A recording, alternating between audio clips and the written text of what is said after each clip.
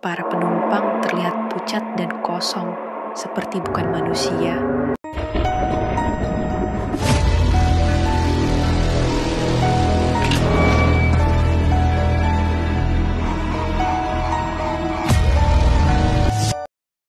Suatu malam gelap, seorang pria bernama Agus menunggu bis terakhir setelah bekerja lembur. Bis tua datang, tampak kuno, namun Agus merasa itu satu-satunya pilihan. Di dalam bis, hanya ada beberapa penumpang yang tampak tidak ramah. Namun, sesaat setelah bis melaju, sesuatu terasa aneh. Lampu berkedip dan udara semakin berat. Agus merasa tak familiar dengan jalanan yang mereka lewati. Bis itu semakin menjauh dari kota dan memasuki jalan-jalan sepi. Di tengah perjalanan, seorang pria tua mendekati Agus dan berkata, "Kita semua ingin pergi ke tempat yang sama." Agus mulai merasa cemas. Ketika bis berhenti tiba-tiba, ia berdiri dan berjalan ke pintu, tetapi pintu itu terkunci. Di luar jendela, hanya ada kabut tebal dan jalanan gelap.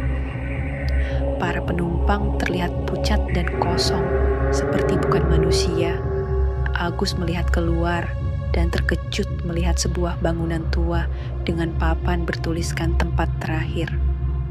Bis itu berhenti dan penumpang-penumpangnya turun tanpa berkata sepatah kata pun. Agus mengikuti mereka dan saat keluar, bis itu menghilang begitu saja. Agus berdiri di tempat yang tampak terlupakan dan tidak ada kehidupan di sekitar bangunan itu. Keheningan yang mencekam mengelilinginya, dan ia sadar bahwa ia tidak lagi berada di dunia yang sama. Sejak malam itu, Agus menghilang tanpa jejak. Beberapa orang mengatakan bis itu muncul hanya pada malam tertentu, menjemput penumpang yang takkan sampai tujuan mereka. Mungkin kamu akan menjadi penumpang berikutnya. Terima kasih telah menonton. Jangan lupa like, share, dan subscribe untuk kisah horor lainnya. Sampai jumpa di cerita berikutnya.